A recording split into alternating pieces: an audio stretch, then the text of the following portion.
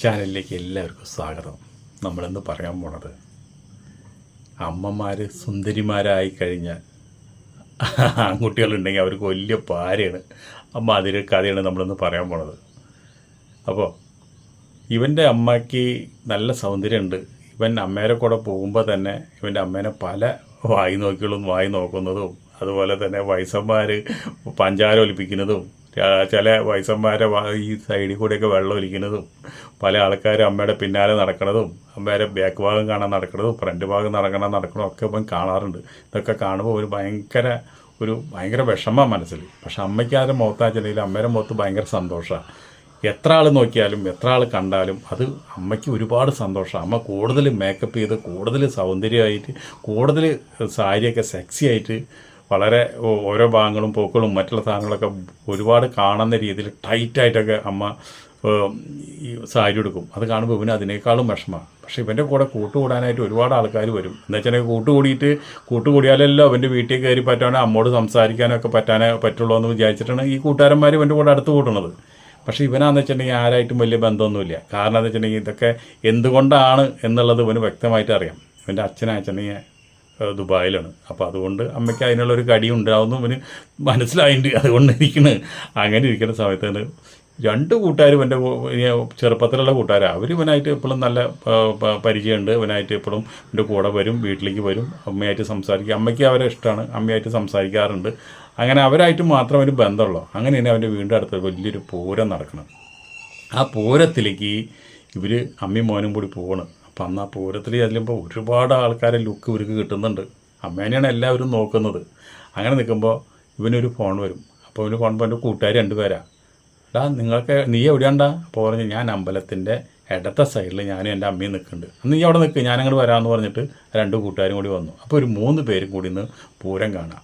അപ്പോൾ ഈ രണ്ട് കൂട്ടുകാരുടെ നോട്ടം മുഴുവൻ ഇവൻ്റെ അമ്മയുടെ ദേഹത്താണ്. അത് ഇവനും അറിയാം. ഇവൻ നോക്കണം. ഇപ്പോൾ എന്ത് ചെയ്യാൻ പറ്റും നോക്ക്. ഒരാൾ നോക്കണേന് ഇപ്പോൾ അമ്മയാന്ന് വെച്ചിട്ടുണ്ടെങ്കിൽ ആൾക്കാർ നോക്കണതിനനുസരിച്ച് പൊക്കിൾ കൂടിയുടെ അവിടെ നിന്ന് സാരി കുറേശ്ശും കൂടി ഇറക്കി വെച്ചുകൊണ്ട് ഇരിക്കുക. അങ്ങനെ നിൽക്കുന്ന സമയത്തുണ്ട് ഒരു ആനയുടെ ശബ്ദം കേട്ടു. ആന അവിടെ നിന്ന് പെട്ടെന്ന് വരണ്ട് ഓടി. പക്ഷേ ഇല്ലാത്ത ഭാഗത്തേക്കാണ് ആന ഓടിയത്. പക്ഷേ അത് കേട്ടുകൊണ്ട് ഇവിടെയുള്ള ആൾക്കാർ മുഴുവൻ അങ്ങോട്ടും ഇങ്ങോട്ടും ചെതറി ഓടി.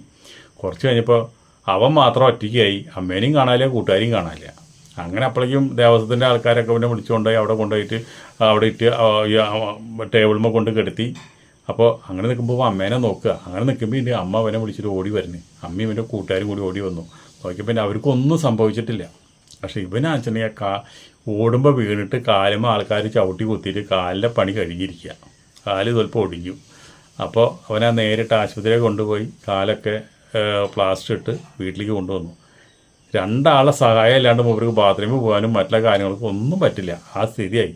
അപ്പോൾ അമ്മ പറഞ്ഞു, നീ അവരെ കൂട്ടുകാരല്ലേ, നിങ്ങൾ ഒരു കാര്യം ചെയ്യും, പകലൊക്കെ ഒന്ന് വന്ന് അവനെ സഹായിക്കും. ഇപ്പം അവൻ ബോറടിച്ചിരിക്കുകയല്ലേ, അപ്പോൾ നിങ്ങൾക്ക് ഒരു കമ്പനി കൊടുക്കുമെന്ന് പറഞ്ഞു. അപ്പോൾ അവർക്ക് അതിനേക്കാളും സന്തോഷം. എന്ന് വെച്ചിട്ടുണ്ടെങ്കിൽ ഈ വീട്ടിൽ പകൽ മുഴുവൻ ചിലവഴിക്കാൻ പറ്റിയതിലൊരു വലിയൊരു സന്തോഷം അവർക്കുണ്ട്. അവർ നേരെ വെളുക്കുമ്പോൾ രണ്ടാളും കൂടി വരും.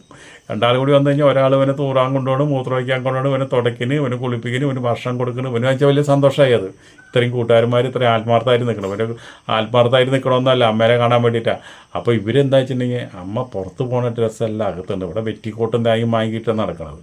ഇപ്പോൾ ഇവർ വന്നപ്പോൾ ഒന്നും കൂടി ഇവരാന്ന് വെച്ചിട്ടുണ്ടെങ്കിൽ ഈ അമ്മ എവിടേക്കാണ് പോണ്, എന്താ ചെയ്യുന്നത്, ഒരാളവിടെ ശുശ്രൂഷിക്കാൻ നിൽക്കുമ്പോൾ ഒരാളിവിടെ വന്നിട്ട് അമ്മേനെ വാച്ച് ചെയ്തുകൊണ്ടിരിക്കും. അമ്മ എന്താ ചെയ്യുന്നത്, അടുക്കളയിൽ പണിയെടുക്കാൻ വെച്ചിട്ടുണ്ടെങ്കിൽ അവൻ ചെന്ന് അടുക്കളയിൽ സഹായിക്കാൻ നിൽക്കും. ഇടയ്ക്ക് ഒരു മുട്ടും തട്ടൊക്കെ കിട്ടും. അതിൻ്റെ സുഖം അവർക്കുണ്ട്.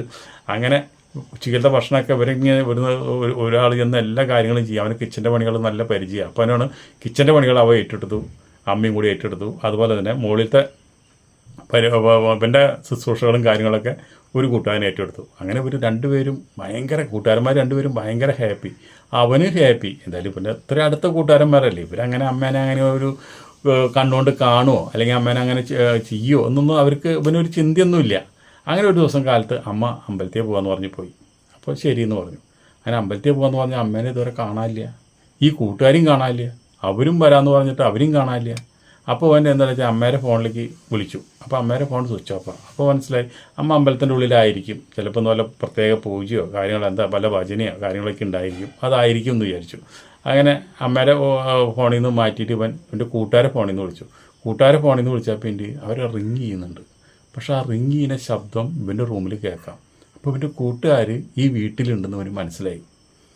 അപ്പം അടുത്ത കൂട്ടുകാരനെ വിളിച്ചു. അടുത്ത കൂട്ടുകാരനെ വിളിച്ചപ്പോഴും റിങ് ചെയ്യുന്നുണ്ട്. അതും ഈ വീട്ടിൽ നിന്നാണ് ശബ്ദം വരുന്നത്.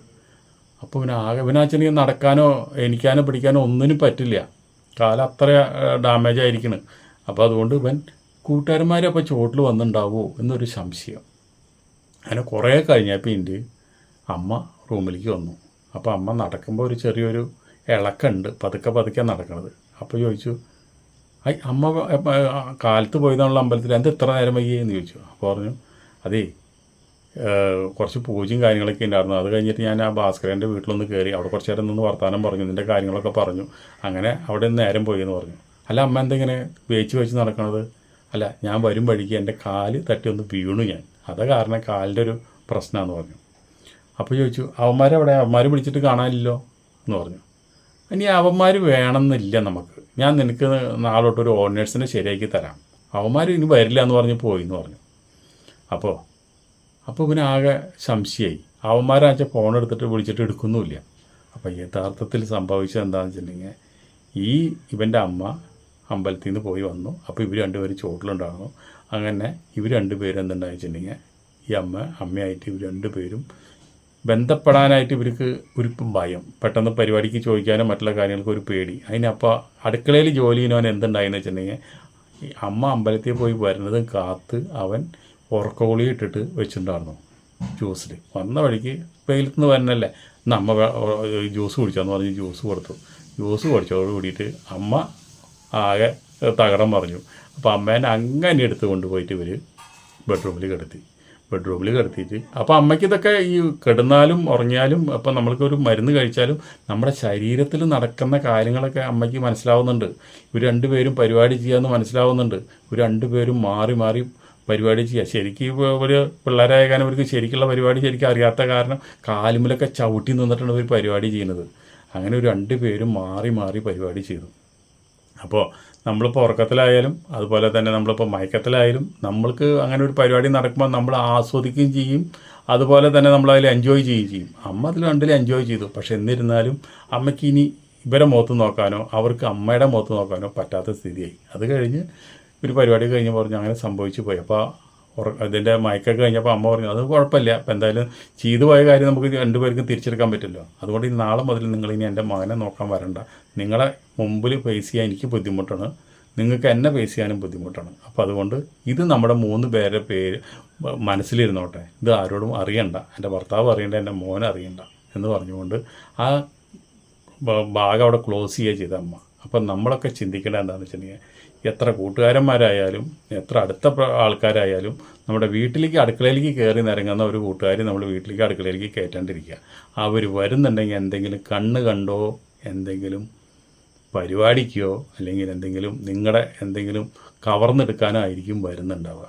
അത് ശ്രദ്ധിക്കേണ്ടത് നമ്മൾ തന്നെയാണ്. അപ്പോൾ വീണ്ടും ഇതുപോലെയുള്ള അപകീതങ്ങൾ നടക്കാതിരിക്കാൻ ശ്രദ്ധിക്കുക, സൂക്ഷിക്കുക. അടുത്ത വീഡിയോ നമുക്ക് വീണ്ടും കാണാം. അതുവരെ നിങ്ങൾക്ക് എല്ലാവർക്കും നന്ദി, നമസ്കാരം.